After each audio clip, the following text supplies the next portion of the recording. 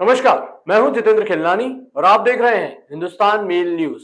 अब होगी मुद्दों की बात सच के साथ। चलिए रुक करते हैं देश दुनिया और इंदौर शहर की कुछ बड़ी खबरों की ओर।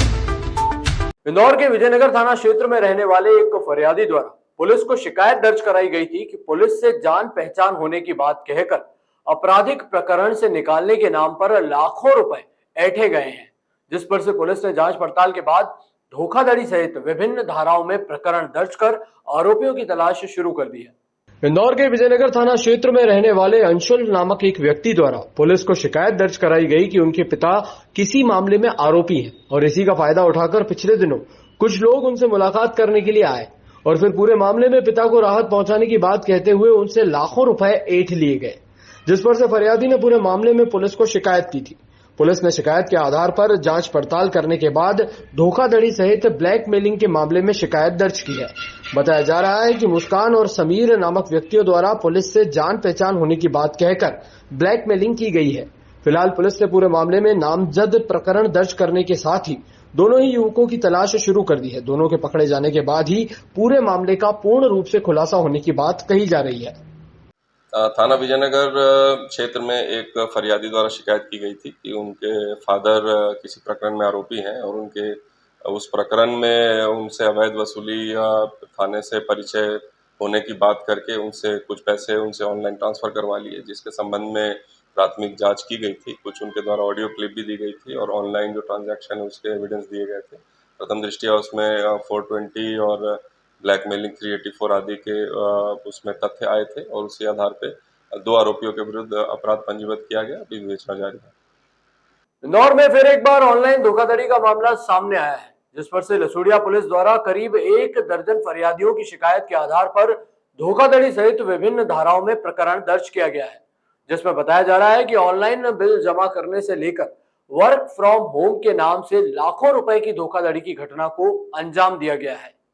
दरअसल सामाजिक संगठन और पुलिस विभाग सहित सोशल मीडिया पर ऑनलाइन धोखाधड़ी की जागरूकता को लेकर कई तरह के मैसेज संचालित किए जाते हैं, लेकिन उसके बावजूद भी कई लोग इस ऑनलाइन धोखाधड़ी में फंसते हुए नजर आ रहे हैं। ऐसा ही एक मामला लसूड़िया थाना क्षेत्र से सामने आया है, जहां पर ऑनलाइन बिल जमा करने से लेकर वर्क फ्रॉम होम सहित कई लुभावने वादे करके लोगों के साथ लाखों रुपए की धोखाधड़ी की घटना को अंजाम दिया गया है। बताया जा रहा है कि लोगों को व्हाट्सएप पर मैसेज कर घर में ही रहकर काम कर अच्छा पैसा कमाने और घर पर ही रहकर ऑनलाइन बिल जमा करने सहित क्रेडिट कार्ड बनाने तक के वादे किए गए और उसके बाद उनके साथ ऑनलाइन धोखाधड़ी की घटना को अंजाम दिया गया। इस पूरे मामले में पुलिस ने कई लोगों की शिकायत के आधार पर संयुक्त रूप से धोखाधड़ी की शिकायत दर्ज की है। तो वहीं बताया जा रहा है कि करीबन 20 से 25 लाख की धोखाधड़ी की वारदात की गई है और आने वाले दिनों में इनकी संख्या और बढ़ने की संभावना है। देखिए, थाना लसूड़िया में कुछ आवेदन प्राप्त हुए थे, जिसमें एक ही मोडस ऑपरेंडी, जिसमें कि ओटीपी उनसे किसी तरह से प्राप्त करके जो धोखाधड़ी करके उनके पैसे ट्रांसफर करवा लिए गए हैं, उसमें कायमी की गई है और उसमें साइबर सेल से तकनीकी डिटेल्स जो है वो कंपनी के वॉलेट जो है कंपनी उन सब से लिए जा रहे हैं। और आप सबके थ्रू भी निवेदन है कि सभी कोई भी मतलब अगर ओटीपी जो शेयर करने के लिए अगर कोई बोलता है तो ओटीपी शेयर ना करें। कोई भी अज्ञात आदमी अगर कोई लिंक भेजता है उस पर क्लिक ना करें। इस तरह से ही अपने आप को बचाया जा सकता है।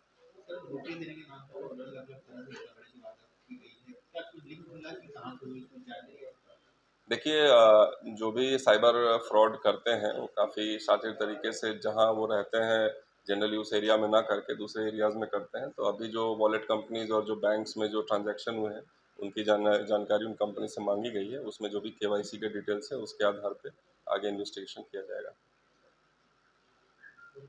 इंदौर में लगातार महिला प्रताड़ना के मामले भी सामने आ रहे हैं। ऐसा ही एक मामला इंदौर में महिला फरियादी द्वारा अपने ससुराल पक्ष पर कीमती सामान मांगने और लाखों रुपए की डिमांड करने की शिकायत महिला थाने पर दर्ज करवाई गई है। पुलिस ने शिकायत के आधार पर जांच शुरू कर दी है। दरअसल इंदौर में रहने वाली एक महिला द्वारा महिला थाने पर शिकायत दर्ज कराई गई कि महाराष्ट्र के नासिक में रहने वाले एक मध्यम परिवार के साथ पारिवारिक रजामंदी के अनुसार 2021 में इंदौर की युवती की शादी की गई थी। शादी के कुछ समय तो परिवार काफी सकुशल रूप से संचालित होता रहा, लेकिन कुछ दिनों बाद ही लगातार महिला को मानसिक और शारीरिक रूप से प्रताड़ित करने के साथ ही पियर पक्ष से कीमती सामान लाने और 25 लाख रुपए की डिमांड करने लगे, जिससे आहत होकर महिला अपने पियर आकर रहने लगी और फिर पूरे मामले में महीना थाने पर आकर शिकायत दर्ज कराई। शिकायत के आधार पर पुलिस ने महिला और ससुराल पक्ष के बीच में काउंसलिंग कराई थी, लेकिन काउंसलिंग असफल रही और पूरे मामले में महिला ने दहेज प्रताड़ना सहित विभिन्न धाराओं में ससुराल पक्ष के कई लोगों के खिलाफ प्रकरण दर्ज करवाया है। प्रकरण के आधार पर पुलिस जांच पड़ताल में जुटी हुई है। देखिए, एक पीड़िता ने अपने यहाँ शिकायत की थी कि घरेलू हिंसा, मानसिक शारीरिक प्रताड़ना की, कि उसे ससुराल वाले, जो कि ससुराल नासिक का है और काफ़ी प्रताड़ित कर रहे हैं। 2021 में शादी हुई है और इतने कम समय में छोटी छोटी बातों को लेकर और 25 लाख रुपए दहेज की डिमांड कर रहे हैं पति, सास, ससुर, ननद। तो जैसा कि आपको पहले से विदित है कि चूँकि महिला ने शिकायत की है और घर परिवार का मामला होता है, तो अपन एक बार एटलीस्ट बुला के अनावेदक पक्ष को, जो ससुराल पक्ष होता है, काउंसलिंग कराते हैं, क्योंकि मैक्सिमम केसेस काउंसलिंग के बाद सुलझ जाते हैं, घर बन जाता है और लड़की वापस से खुशी खुशी अपने ससुराल चली जाती है। लेकिन इस प्रकरण में भी हम लोगों ने काउंसलिंग कराई, बट सुलझ नहीं पाया मामला और लड़की काफ़ी प्रताड़ित थी, तो FIR की है, इन्वेस्टिगेशन अभी जारी है। श्रीमद् भागवत गीता सुनना और सुनाना दोनों ही मुक्तिदायिनी है। इसी श्रृंखला में चंद्रवंशी खाती समाज की धर्मशाला खाती मोहल्ला में 7 दिवसीय भागवत कथा का आयोजन किया जा रहा है। पार्षद सावित्री पति सुदामा चौधरी ने बताया कि 16 अप्रैल रविवार की सुबह पटेल नगर नर्मदा प्रोजेक्ट के सामने मूसाखेड़ी मेन रोड से श्री भगवान ज्ञान यज्ञ की भव्य कलश यात्रा निकाली गई, जिसमें सैकड़ों की संख्या में महिलाएं सिर पर कलश लेकर चल रही थी।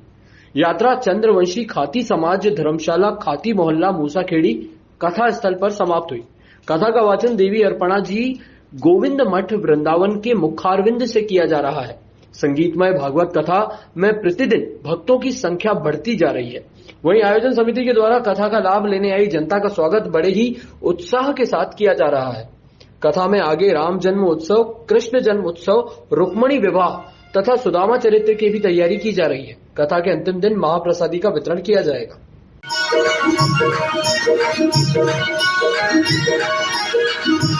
आयोजन किसके मुखारबिन से किया जा रहा है? पूरे 7 दिन किस प्रकार की व्यवस्था की गई है यहाँ पे? यहाँ पर खाती मोहल्ला धर्मशाला में हमारे अर्पणा जी के मुखारबिंद से कथा हो रही है।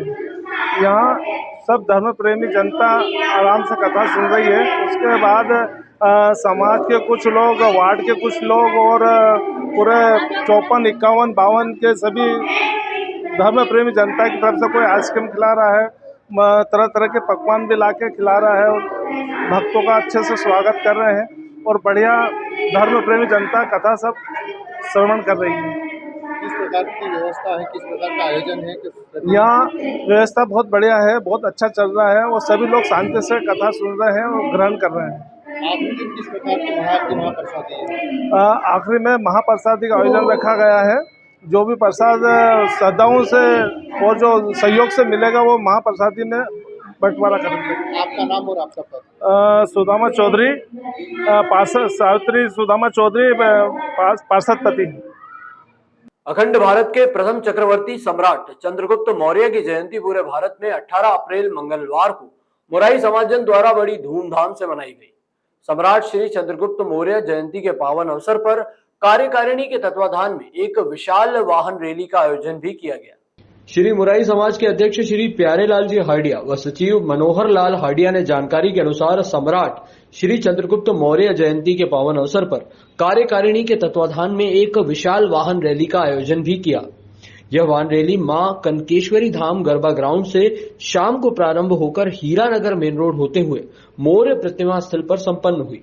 इस गरिमामयी कार्यक्रम के मुख्य अतिथि महापौर पुष्यमित्र भार्गव, विधायक रमेश मेंदोला, विधायक महेंद्र हाडिया, आईडीए के पूर्व अध्यक्ष मधु वर्मा एवं पार्षद बलराम वर्मा, पार्षद सुनीता सुनील हाडिया एवं विनीता धर्मेंद्र मौर्य एवं समारोह की अध्यक्षता प्यारेलाल हाडिया, अध्यक्ष मोराई समाज, भारी तादाद में उपस्थित होकर अपने वाहनों से यात्रा में शामिल हुए। चक्रवर्ती सम्राट चंद्रगुप्त मौर्य आज जिनका यहाँ जयंती हम लोग मनाने जा रहे हैं, सुबह 8:30 बजे मूर्ति पर माल्यार्पण किया गया और उसके बाद यहाँ वाहन रैली निकाली जा रही है, जिसमें हजारों की संख्या में पूरे इंदौर से मुराई मोर समाज के बंधु के अतिरिक्त अन्य समाज के बंधु भी इसमें शामिल हुए हैं। और ये जो रैली है यहाँ से प्रारंभ होकर रविदासपुरा होते हुए हीरानगर मेन रोड से होते हुए प्रतिमा स्थल पर पहुँचेगी और प्रतिमा स्थल पर पहुँचने के बाद वहाँ पर सम्राट पर फूलों की वर्षा की जाएगी और माल्यार्पण करके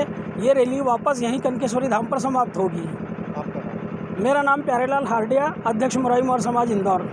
चंद्रगुप्त मौर्य चौराहे पर जो मूर्ति स्थापना हुई है, प्रशासन से हमारी यही कि उसको छत्र लग जाए और जो उसके आसपास है जो गार्डन थोड़ा सा बन जाए वो उसके व्यवस्थित तरीके से उसका निर्माण हो जाए। अभी हमारी जो मूर्ति पहले भी चौराहे पे थी, अभी ये मेट्रो के चक्कर में हमारे को थोड़ा स्थान परिवर्तन जरूर हुआ है। बाकी जो व्यवस्था प्रशासन हमको मिलनी चाहिए कि वो हमारे जो इंदौर विकास प्राधिकरण के पूर्व अध्यक्ष मंटू जी वर्मा जी द्वारा और यहाँ के जो मेट्रो के इंजीनियर हैं उनके द्वारा हमें सहयोग भी प्राप्त हुआ है और आगे भी हमें इसी प्रकार सहयोग मिलता रहेगा।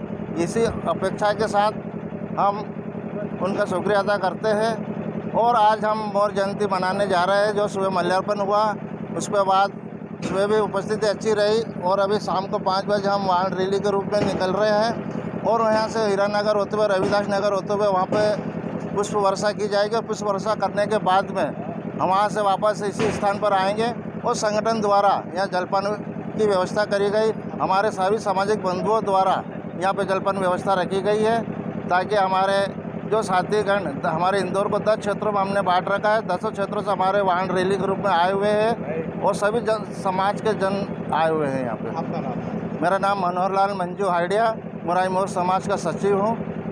मध्य प्रदेश की राजधानी भोपाल सहित कई जिलों में चिन्हित निजी अस्पतालों में आयुष्मान सेवाएं बंद हो चुकी हैं। आरोप है कि सरकार की ओर से फंड रोक दिया गया है, लिहाजा अस्पतालों ने सेवाएं रोक दी हैं।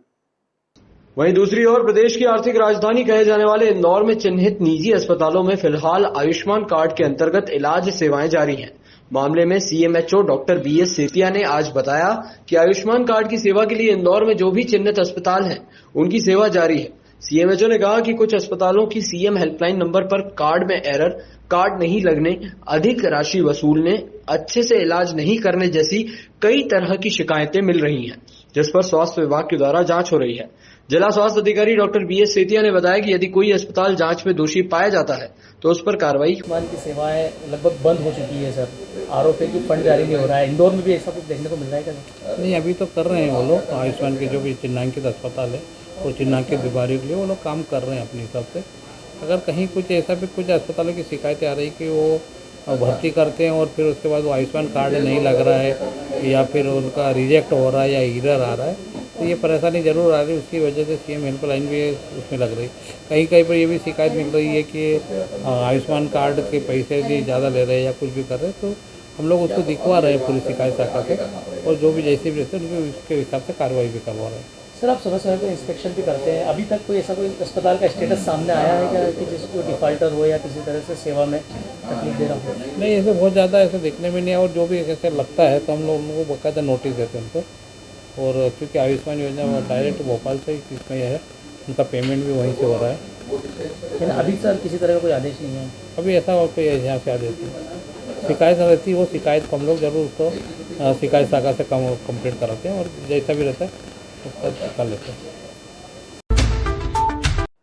इसी तरह की और भी खबरों के लिए आप देखते रहिए हिंदुस्तान मेल न्यूज, जिसके लिए आप हमारे चैनल को सब्सक्राइब करना ना भूलिएगा। धन्यवाद।